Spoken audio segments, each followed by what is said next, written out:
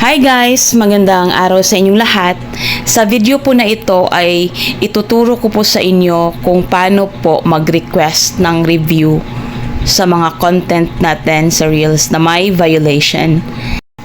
Ako po kasi ay may content na may policy issue. Hindi po siya kikita ang video na yon at gusto kong umapila kay Facebook dahil original po ang content na yon at ang audio ay original. At ngayon po ay ituturo ko sa inyo kung paano po mag-request ng review. Ang gawin nyo po is pumunta kayo sa Facebook app. Ngayon dito po sa menu, pindutin po ninyo ang tatlong line na nasa taas sa tabi ng bell. Dito po sa wall nyo, pindutin nyo po ang tatlong dot sa tabi ng manage.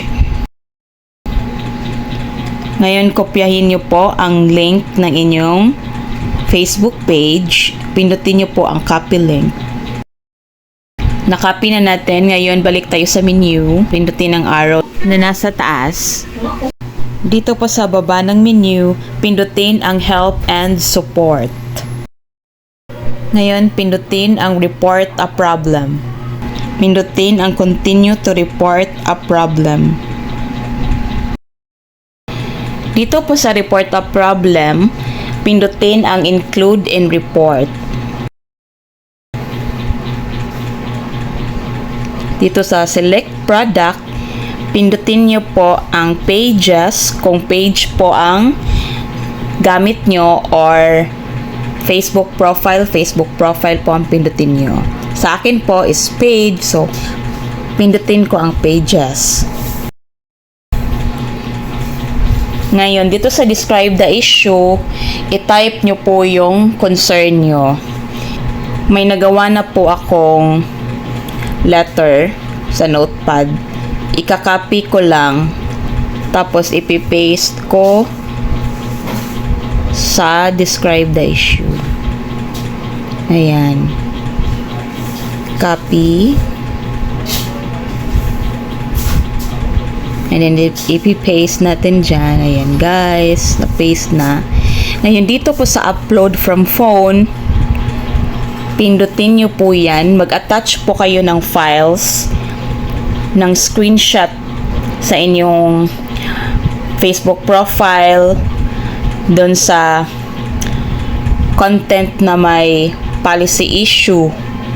Opo, pindutin po natin yung upload from phone. Kailangan talaga mag-attach ng file guys. Ayan, so pipindutin natin ito.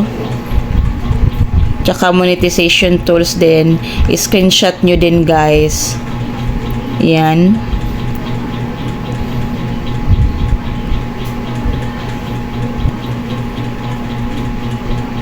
Limang files ang i-attach ko guys.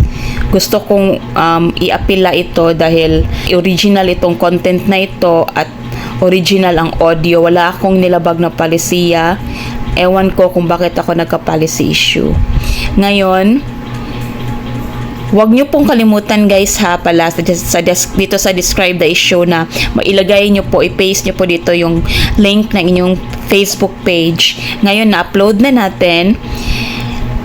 Ang gawin nyo is i-send nyo na po ang report. Pindutin nyo po ang arrow na nasa taas. So, yun lang po ang gawin nyo kapag kayo po gusto nyong mag-request ng review sa mga content nyo na may violation. Sana po ay nakatulong po sa inyo ang video na ito. Kung nagustuhan nyo po, please like and please follow my page for more tips and tutorials.